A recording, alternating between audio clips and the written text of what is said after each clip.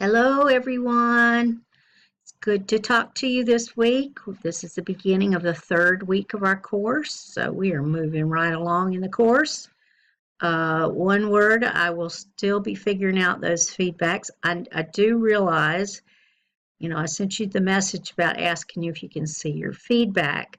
I realized that I put them in Turnitin in your document. So what I'm going to do is go in and paste those feedback comments from there into Brightspace for you to see. So anyway, I'll be doing that tomorrow. A little review from last week. You learned about molecules, inorganic and organic molecules. And some people say, well, why do I have to learn any chemistry for a biology class? And that's because all these molecules are what build an organism, what make an organism. You're probably really familiar with them, having to do with what you eat and your diets and supplements that you may take or medicines that you may take. So they're tremendously important even in our everyday lives. So they're also important for biology. You also did some research on carbon emissions, carbon dioxide that's produced by the burning of fossil fuels and how that contributes to climate change. I can't wait to read everything that you've written about that, and I'll be doing that tomorrow. So that's a basic foundation for what we're moving into next. We're moving into classification of organisms, which is just putting organisms into categories so that we understand them. We do this just as human beings, This is so that the next time that you see a cat, you don't have to completely learn what a cat is just from scratch because you've seen a cat before. You know how it acts. You know what it does. You know what to expect of it. So we do this in science too. We classify things and name things, name our organisms and also the viruses. So classification, and then you'll also be learning about cells and cell structures. And of course, they're really important. So what do you have to do this week? You have to read chapters 20-1. So what is that? That is chapter 20, the first section. That's what that means in your OpenStax textbook. And it's about classification, which is also called taxonomy, and phylogenetic trees, which are showing relationships between different types of organisms. So that's 20-1. And then chapter 4 is all about cell structures, which I also love so much. Bacterial, also called prokaryotic, and eukaryotic cells. We have eukaryotic cells. So there are bacterial cells and eukaryotic cells, and you'll be learning about those and the differences between them. And those differences are actually important for part of another assignment that you have, the discussion board posting. So one thing that you have to talk about in the discussion board posting is why antibiotics that you take, those drugs that kill bacteria, why they would target a bacterial cell versus your cells. Because if they killed both types of cells and you took the drug, you would die. So obviously there's got to be a different target.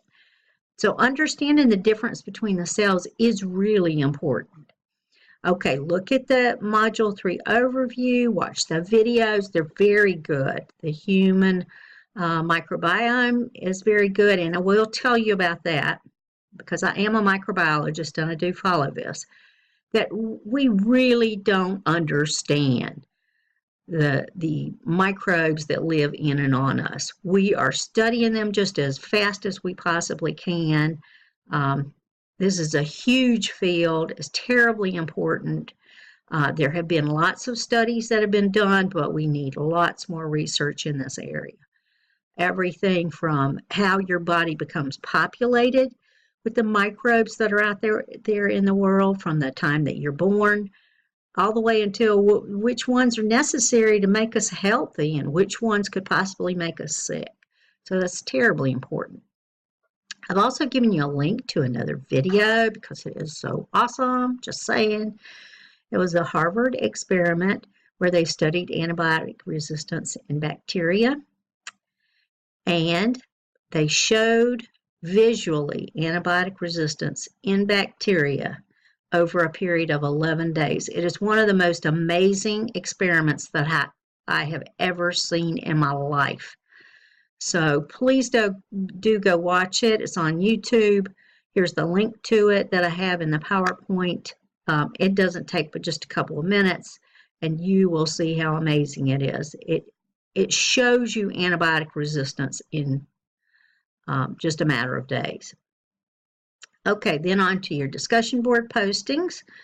Your initial post needs to talk about what I explained just a minute ago, why antibiotics target bacterial cells instead of ours, and then also how our use of antibiotics leads to a faster rate of antibiotic resistance, including the production of superbugs like MRSA, and that's how you pronounce that, MRSA, or some people say MRSA, which is fine.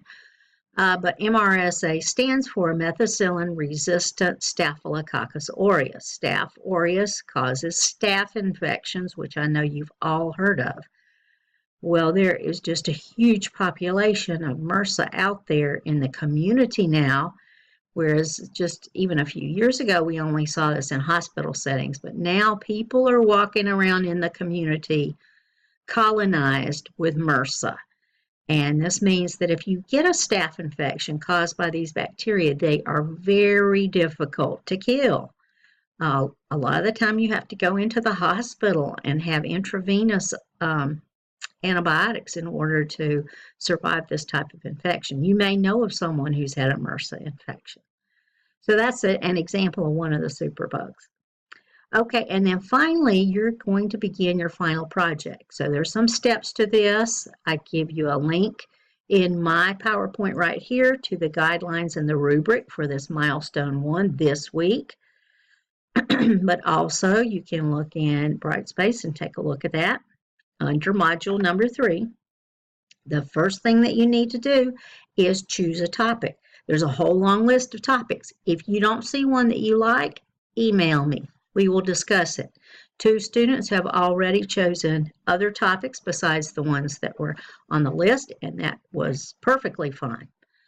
Perfectly fine with that. But of course, it has to relate to the course. So take a look at those, and you need to choose one. And then you're going to outline the introduction, just like is described in the guidelines and the rubric, and you will give the critical elements of the topic, which is the second section that is in this final project. So go to the guidelines and the rubric so you know exactly what you need to do after you have chosen your topic. And once again, if you have any questions whatsoever, I am here for you. Please email me. Email me, call me. I will answer the phone or call you back. And I will email you right away. I'm always looking at my email. So please let me know if you have any questions. If you have any questions about the topics, that's fine. We can talk about that. Any questions that you have, please let me know. Otherwise, have a great week, and I will talk to you soon.